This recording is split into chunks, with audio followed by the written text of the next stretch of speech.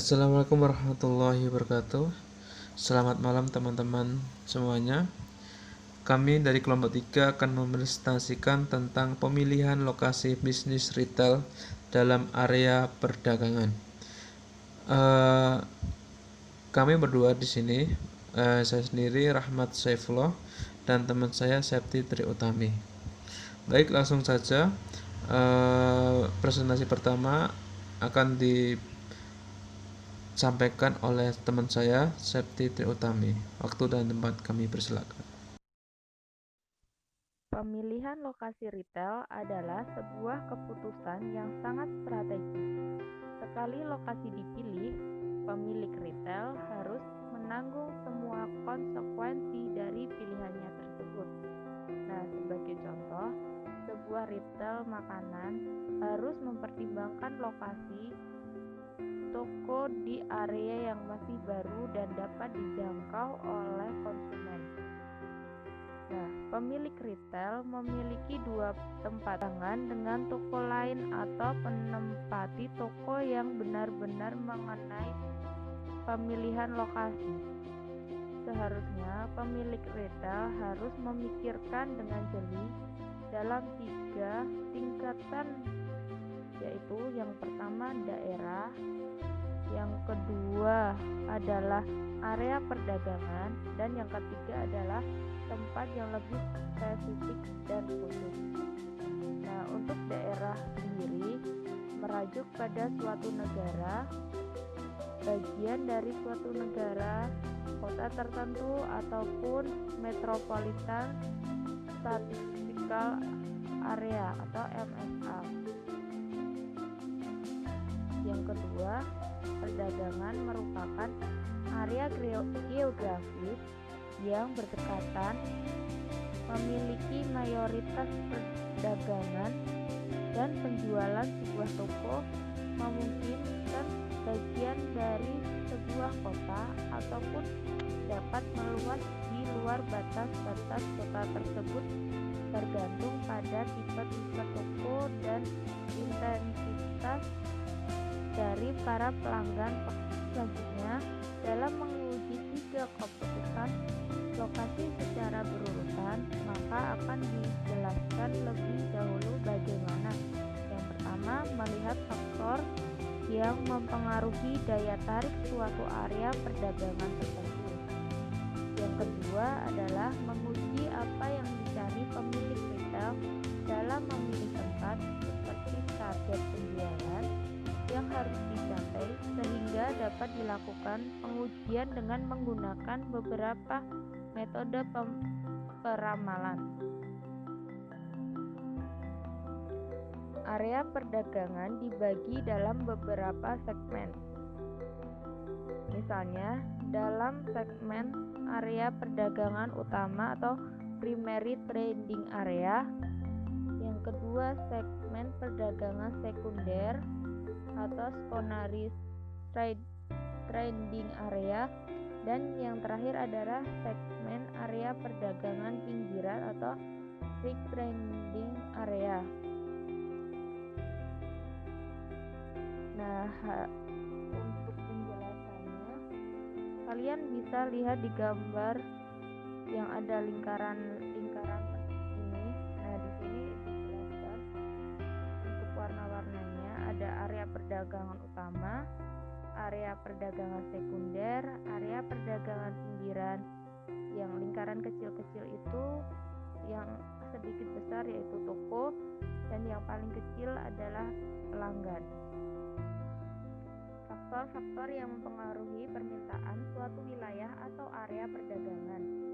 Nah, terdapat faktor-faktor yang tidak banyak berbeda yang membuat suatu wilayah atau area perdagangan menarik untuk dipilih. Nah, di sini ada kecenderungan wilayah retail untuk mengatur toko-toko berganda. Yang pertama adalah skala ekonomi versus kanibalisme.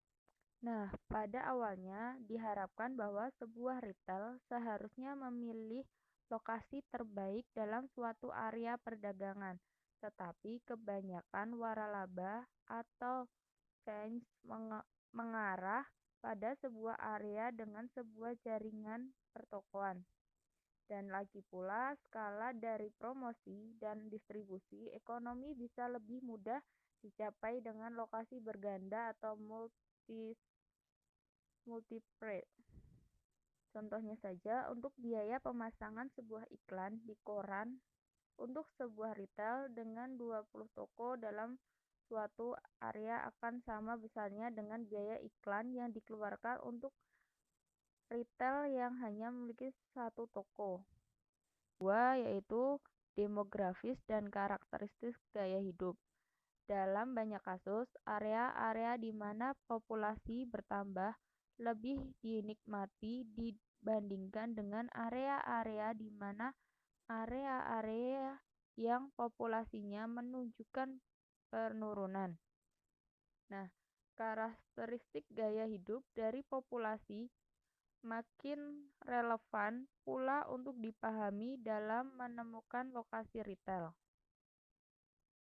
Contohnya, banyak mahasiswa memiliki pendapatan yang rendah, namun mereka mungkin saja berasal dari keluarga kaya raya dan mereka merupakan konsumen yang relatif terdidik dan potensial untuk menciptakan permintaan pada suatu lokasi. Iklim bisnis penting untuk mengamati tren atau kecenderungan pekerjaan konsumen pada pasar sasaran retail karena pekerjaan tertentu identik dengan penghasilan yang tinggi dan biasanya berarti pula mempunyai daya beli yang lebih tinggi. Yang keempat yaitu kompetisi. Tingkat kompetisi dalam sebuah area juga mempengaruhi permintaan atas barang dagang retail. Tingkat kompetensi biasanya dirinci sebagai berikut. Yang pertama, tingkat kompetensi yang telah mengalami kejenuhan. Yang kedua, tingkat kompetensi yang kurang. Dan yang ketiga yaitu tingkat kompetensi yang berlebih. Berikut ini adalah perbandingan sisi kelebihan dan kekurangan di antara dua alternatif lokasi berkenaan dengan tingkat kompetensi, yaitu lokasi usaha dengan tingkat persaingan tinggi. Yang pertama, kelebihannya yaitu A. Arus kedatangan pengunjung tinggi karena merupakan sifat berkumpulnya pedagang retail di bidang tertentu, misalnya pusat toko telepon, televisi, laptop, dan toko atau pusatnya. Yang kedua, yang B, yaitu saling mendukung dalam hal menyediakan barang, tukar buku. Dan yang ketiga yang C, yaitu pembentukan perkumpulan perdagangan atau sesuai dengan atau asosiasi perdagangan. Yang kelima yaitu masalah-masalah lokasi secara global. Retail perlu untuk mengambil keputusan pada sebuah wilayah, yaitu sebuah area perdagangan dan lokasi yang spesifik. Contohnya, retail masih perlu untuk mengamati karakteristik dan tingkat persaingan maupun pola lalu lintas di sekitar lokasi yang ditempati atau lokasi tersebut. Hal yang membuat keputusan lokasi global menjadi sulit dan menarik secara potensial adalah bahwa mereka yang bertanggung jawab dalam mengambil keputusan ini adalah mereka yang tidak bisa atau tidak biasa dengan nuansa daripada masalah lokasi asing dibandingkan dengan masalah yang sama di negara asalnya. Global Location Issue. Beberapa yang perlu dipertimbangkan oleh global atau international retailers di dalam melakukan ekspansi usaha di negara lain adalah yang pertama yaitu tingkat perekonomian, yang kedua stabilitas politik, Yang ketiga, peraturan pemerintah lokal. Yang keempat, sumber daya manusia. Yang kelima, infrastruktur. Dan yang terakhir, sosial budaya. Faktor-faktor yang mempengaruhi daya tarik sebuah lokasi. Masalah-masalah yang membuat suatu lokasi tertentu memiliki daya tarik secara spesifik akan mengamati keuntungan aksesibilitas lokasi dan keuntungan secara lokasi sebagai pusatnya. Dan berikut adalah sebuah penjelasan dari dua masalah tersebut.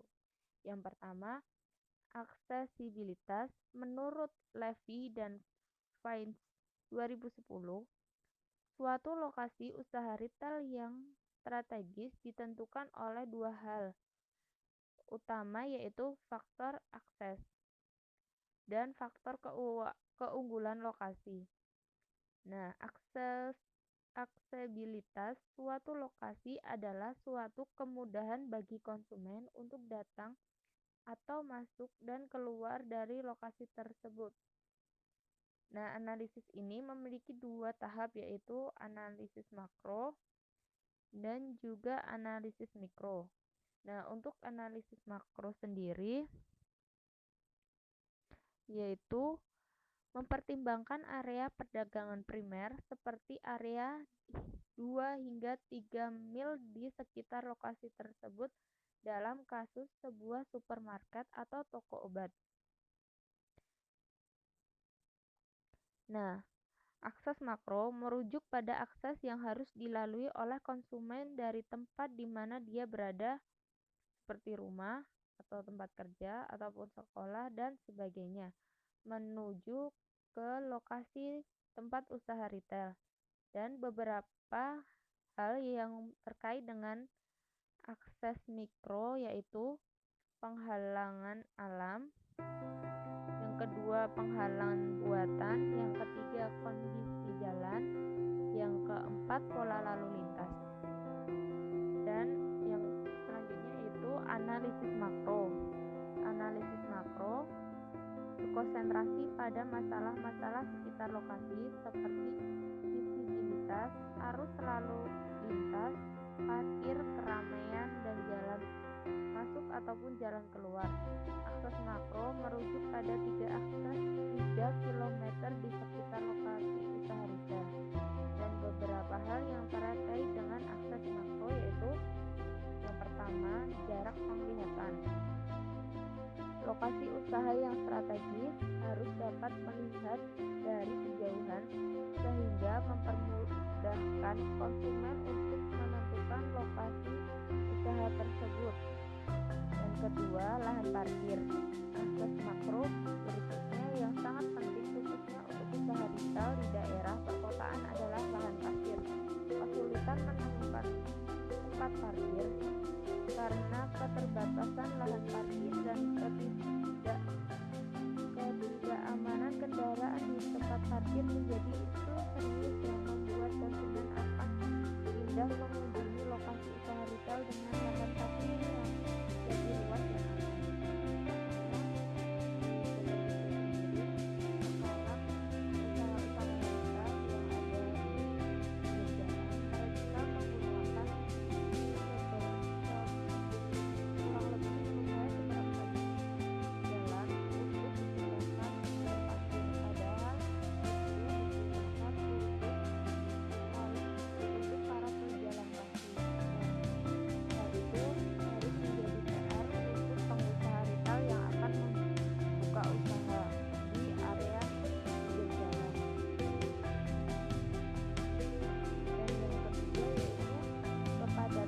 lalu lintas. Kepadatan arus lalu lintas merupakan salah satu indikator lokasi usaha yang strategis karena mendatangkan konsumen secara tidak langsung.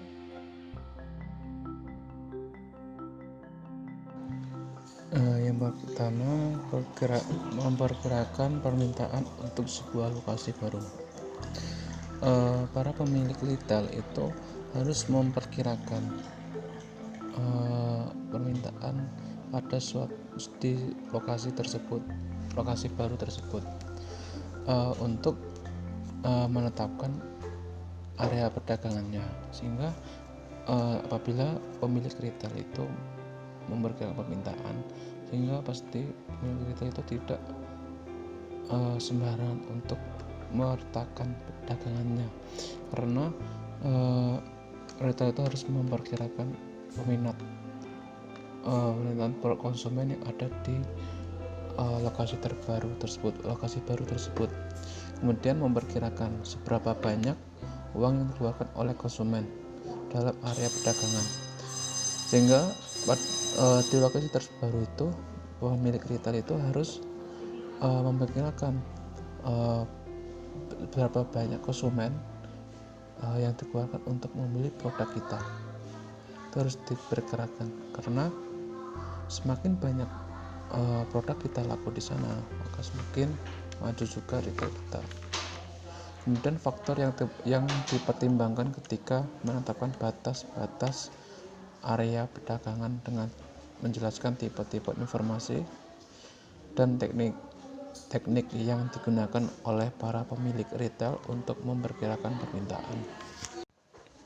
Area perdagangan itu area geografis yang berdekatan dengan pemilik mayoritas pelanggan dan penjualan dari sebuah toko.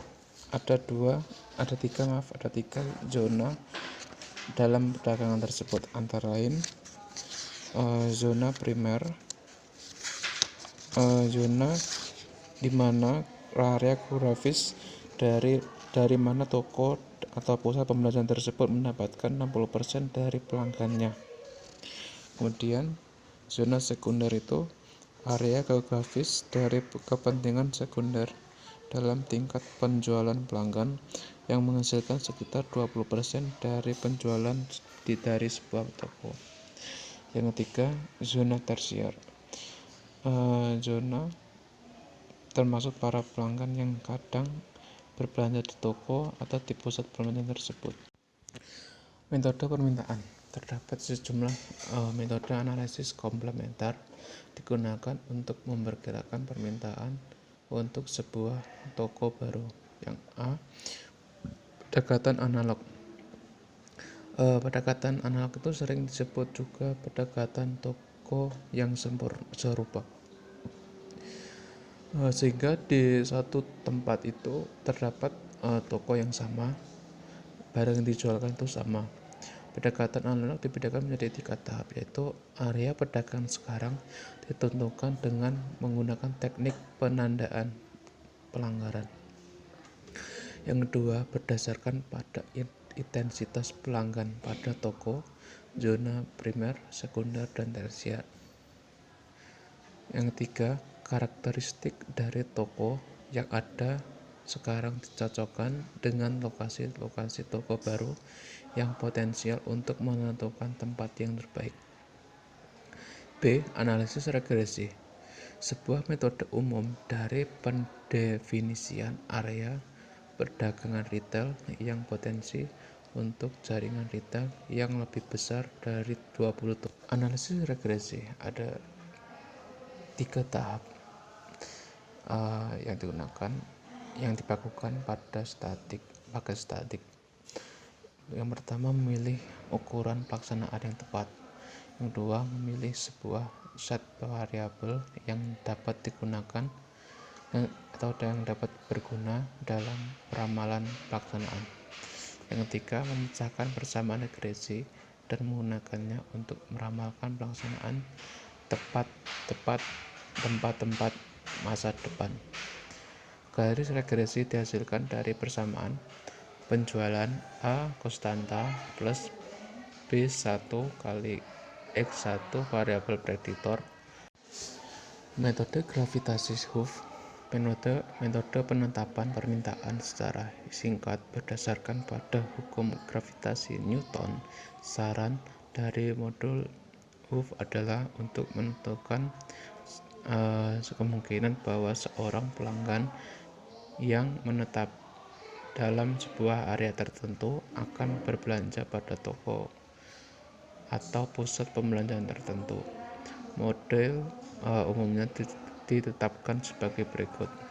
PIJ sama dengan SJ bagi titik 2 TIJ per sigma SJ titik 2 T. Tipe-tipe lokasi. Untuk beberapa pertimbangan, lokasi retail merupakan keputusan yang penting dilakukan retail untuk mempertimbangkan yang dipilih oleh konsumen.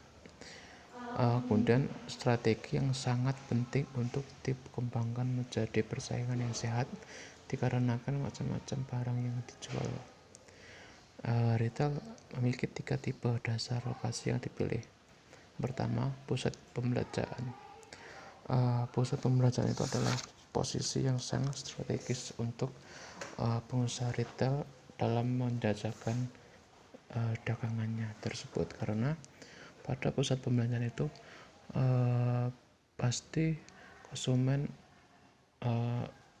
yang membeli barang itu langsung ke sana, karena itu adalah tempat, misalkan contohnya itu kayak grosir, itu di sana ada apapun barangnya di sana ada gitu, sehingga pasti konsumen itu tahu bahwa di tempat itu barang yang dia inginkan tersedia dan barang itu murah,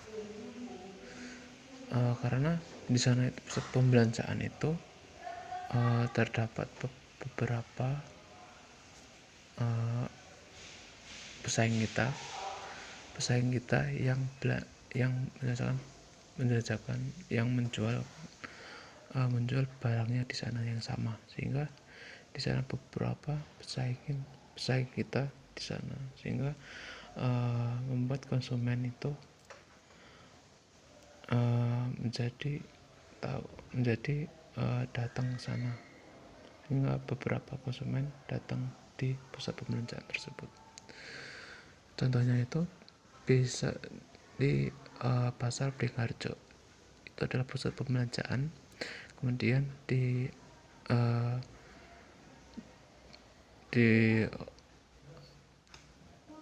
Malioboro juga ada, di Matahari Mall, Hartono Mall itu ada juga pusat pembelanjaan. Kedua, lokasi di kota besar atau bertempat tinggal di tengah kota maupun kota kecil, itu juga bisa menjadi tempat strategis. Yang ketiga, lokasi bebas. Lokasi bebas itu tergantung dari retail tersebut, baik bisa di pinggir jalan ataupun di mana, yang penting di sana terdapat banyak konsumen yang membutuhkan barang itu. Tipe dan kriteria yang ada dalam memilih tipe lokasi tertentu. Yang pertama itu pusat pembelanjaan itu adalah yang menyediakan kebutuhan belanja bagi banyak golongan konsumen. Pusat pembelanjaan biasanya berupaya mengombinasi banyak toko di bawah satu atap, menciptakan sinergi yang dapat menarik lebih banyak pelanggan daripada apabila toko tersebut berada di lokasi terpisah. Sehingga pada pusat pembelanjaan itu contohnya itu yang saya sebutkan tadi, Beringharjo itu satu atap yang namanya Beringharjo itu terdapat beberapa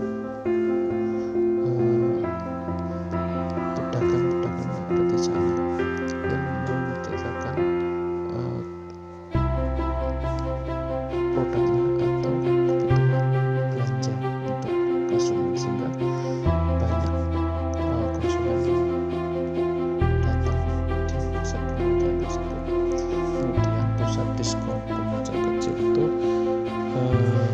manfaat utama dari pusat pembelanjaan kecil itu adalah mereka menawarkan kepada pelanggan kenyamanan lokasi dan kemudahan parkir serta biaya sewa yang relatif kecil berbeda untuk mereka. Kemudian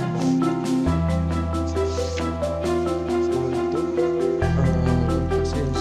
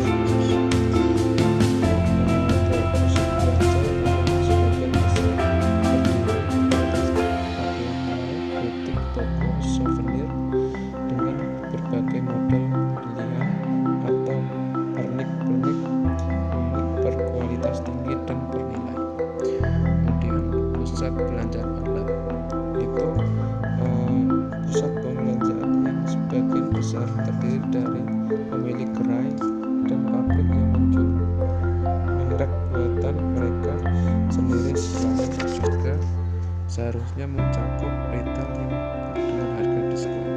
Selanjutnya itu pusat belanja festival atau bertema. Pusat perbelanjaan khusus yang membuat pergabungan tema yang dibawa oleh toko perorangan dengan rancangan yang arsitektural.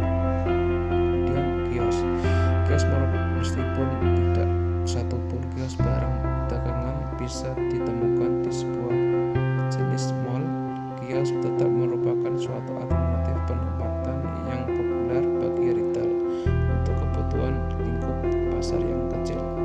Kemudian lokasi kota besar atau kota kecil. Walaupun suatu pusat perbelanjaan berada di kota besar atau kecil, lokasi yang kami bahas juga direncanakan secara khusus dengan banyak kepemilikan serta akses masuk dari jalan.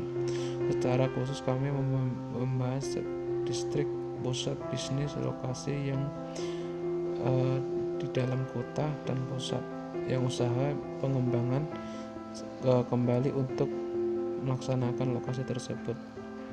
Kemudian distrik pusat bisnis merupakan area tradisional yang ramai di kota besar ataupun kecil.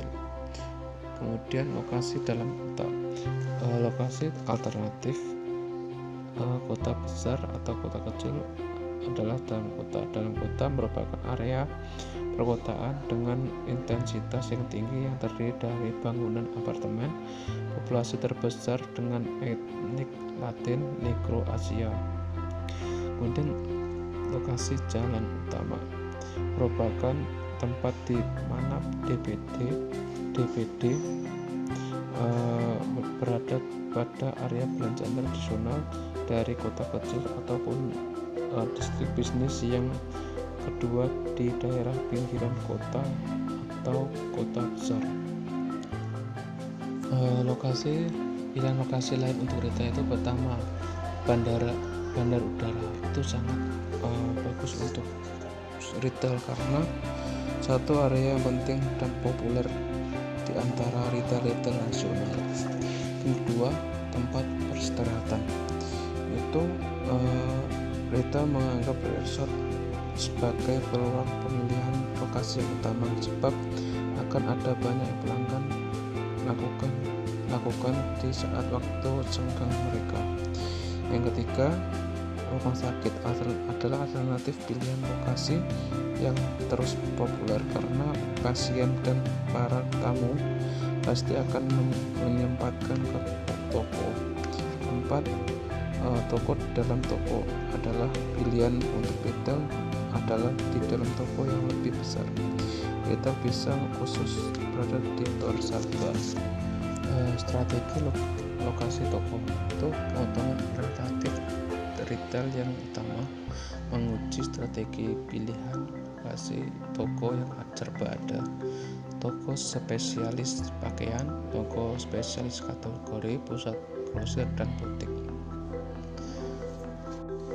Baik teman-teman, sekian dari presentasi kami. Apabila banyak kesalahan dalam menyampaikan, kami mohon maaf. Wassalamualaikum warahmatullahi wabarakatuh. Selamat malam.